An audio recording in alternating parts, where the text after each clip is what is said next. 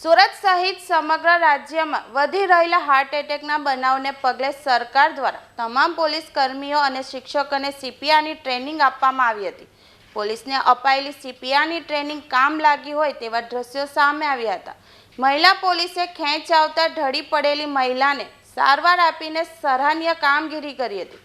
Police કર્મચારી કે ધોલિયા દ્વારા કાંગારૂ સર્કલ પાસે રવિવારી માર્કેટમાં ઢળી પડેલી મહિલાને મોતી શ્વાસ આપવાની સાથે સીપીઆર આપ્યા હતા।